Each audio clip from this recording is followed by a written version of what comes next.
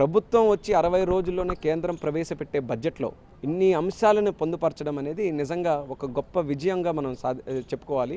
దానికి చంద్రబాబు నాయుడు గారు కూడా ఇమీడియట్గా ప్రభుత్వంలోకి వచ్చిన వెంటనే ముఖ్యమంత్రిగా ప్రమాణ స్వీకారం చేసిన వెంటనే ఢిల్లీకి రావడం, అందరితో సంప్రదింపులు చేయడం, పని మీద దృష్టి పెట్టడం, రాష్ట్రానికి ఏం కావాలో దాన్ని ప్రయారిటీగా చేసుకోవడం వల్ల ఇవన్నీ కూడా మనం ఈరోజు సాధించగలిగాం. దానితో పాటు మన మోదీ గారు కూడా పెద్ద ఎత్తున ఆంధ్రాకి ఏదో ఒకటి చేయాలని ఆయన కూడా సంకల్పించారు కాబట్టి ఇవన్నీ కూడా జరిగాయి. ఈ బడ్జెట్ కేటాయింపులో చంద్రబాబు గారి చాణక్యం పనిచేసిందంటారా? ప్రమాణ స్వీకారం చేసిన తర్వాత వచ్చారు, మొదట ఉదయం 8:30 గంటలు రాత్రి 11 గంటల వరకు కూడా అసలు ఎవరికి రెస్ట్ ఇవ్వలేదు అని ఒక పని రాక్షసుడు అనే ఒక బిరుదు అనేది ఏపీ ప్రజలు ఇచ్చారు, అధికారులు కూడా అనేవారు. ఇప్పుడు మొన్న వచ్చిన పర్యటన సందర్భంగా ఎవరు కూడా ఖాళీగా ఉంచలేదు, మీరు కూడా అంటపడుతున్నారు. ఏ విధంగా మీరు గమనిస్తే చంద్రబాబు నాయుడు గారు కానీ ఇప్పుడు ఈరోజు ఎన్డీఏ కానీ వీటన్నిటికీ కూడా ఎంత భారీగా ఎందుకు ఓట్లేశారు? జగన్ రెడ్డి చేసిన విధ్వంసాన్ని మళ్ళీ అది భర్తీ చేయాలంటే చంద్రబాబు నాయుడు గారు, అక్కడ మోదీ గారు, ఈ రెండు ప్రభుత్వాలు రావాలి, దాంట్లో పవన్ కళ్యాణ్ గారు కూడా ప్రత్యక్షంగా ఉండాలని చెప్పి ఈరోజు భారీ మెజారిటీతో మా అందరినీ కూడా గెలిపించడం జరిగింది. ఆ నమ్మకం ఏదైతే చంద్రబాబు నాయుడు గారు మీద ఉండిందో అది నిలబెట్టుకున్నారు ఆయన.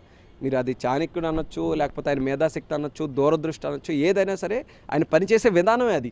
ఆయనకి మరొకటి తెలియదు, పని చేయడం తప్ప ఇంకో విషయం తెలియదు ఆయనకి. కాబట్టి ఇమీడియట్గా ఆయన వచ్చిన వెంటనే రాష్ట్రానికి ఏం కావాలి, రాష్ట్రాన్ని ఎలా డెవలప్ చేయాలి, అదే ఆలోచనలతో ఉన్నాడు. కాబట్టి ఆయన ఇక్కడికి వచ్చి ఢిల్లీలో అందరితో కూడా కలిసింది చాలా ఉపయోగపడింది. అలాగే కేంద్రం రాష్ట్రం రెండు కూడా బ్రహ్మాండమైన కనెక్షన్తో, ఒక బలమైన కమ్యూనికేషన్తో ఈరోజు నడుస్తున్నాయి. కాబట్టి ఎక్కడా కూడా ఎటువంటి ప్రాబ్లమ్స్ లేకుండా నడుస్తుంది. మీరు రానున్న ఈ బడ్జెట్ కేటాయింపుల్లో అమరావతి రాజధాని నిర్మాణం 15,000 కోట్లు కూడా యాజిటీస్గా ప్రకటించారు. ఇటు పోలవరానికి 12,000 కోట్లు చేంజ్ అడిగారు, కానీ దానికి సంబంధించి ఒక ఫిగర్ అనేది ప్రకటించలేదు కేంద్రం. పోలవరం టైం బౌండ్ మేనర్గా చేస్తాను, ఎందుకంటే ఫేజ్డ్ వైజ్గా ఉంది కాబట్టి దానికి సంబంధించి ప్రాసెస్ వేరేగా ఉంది. క్యాబినెట్ నోట్ వెళ్ళాలి. ఆ క్యాబినెట్ నోట్ గురించి నిన్న మా జలశక్తి మినిస్టర్ గారు కూడా కలిసాం. ఆ క్యాబినెట్ నోట్ అయిన వెంటనే దానికి సంబంధించినటువంటి ప్రతిపాదనలన్నీ కూడా చూసుకొని ఆ కేటాయింపులు కూడా జరుగుతాయి. మాకు ముఖ్యంగా కేంద్రం నుంచి కావాల్సింది అది బాధ్యతగా తీసుకొని మేము కంప్లీట్ చేస్తామన్న మాట కావాలనుకున్నాం, అది బడ్జెట్ ద్వారా వచ్చింది. గత 7 సంవత్సరాల్లో ఇంత పెద్ద మొత్తంలో కేటాయింపులు జరగలేదు. గత 5 సంవత్సరాల కాలంలో మాకు 25 మంది ఎంపీలు ఇవ్వండి, మేము ప్రత్యేక హోదా తీసుకొస్తాం, రాష్ట్రాన్ని అభివృద్ధి చేస్తూ ఉన్నారు, కానీ ఎక్కడ కూడా అభివృద్ధి జరగలేదు. ఉన్న పరిశ్రమలు కూడా బయటకు వెళ్ళిపోయిన పరిస్థితి. దీనిపై ఏమంటారు? ఈ ప్రజల్ని ఎంత మాయ చేశారనేది ఇప్పుడు తెలుస్తుంది. ఆ రోజు ఆ బలం పెట్టుకొని వాళ్ళు గట్టిగా అడిగి సాధించుంటే ఎంతో కొంత మన రాష్ట్రానికి నిధులు కేటాయించుకునే పరిస్థితి ఉండేది. కానీ వాళ్ళు ఎప్పుడు కూడా వాళ్ళు చేసిన అవినీతిని కప్పిపెట్టుకోవడానికి, వాళ్ళు చేసిన దుర్మార్గాలని కప్పిపెట్టుకోవడానికి, అలాగే వాళ్ళు జైలుకి వెళ్లకుండా ఉండడానికి అధికారాన్ని ఉపయోగించుకున్నారని స్పష్టమైంది.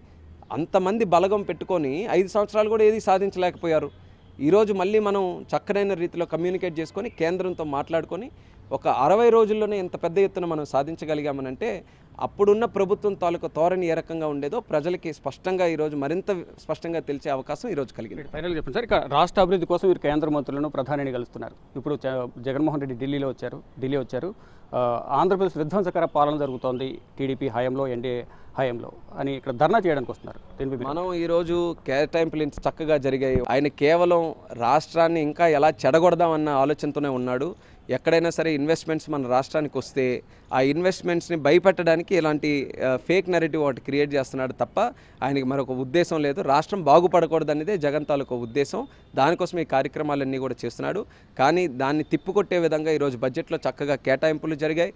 రాష్ట్రం ముందుకు అడుగులు వేస్తుంది. డెవలప్మెంట్ అంశాల మీద ఈరోజు డిస్కషన్ జరుగుతుంది కాబట్టి మనం దాని మీద కాన్సంట్రేట్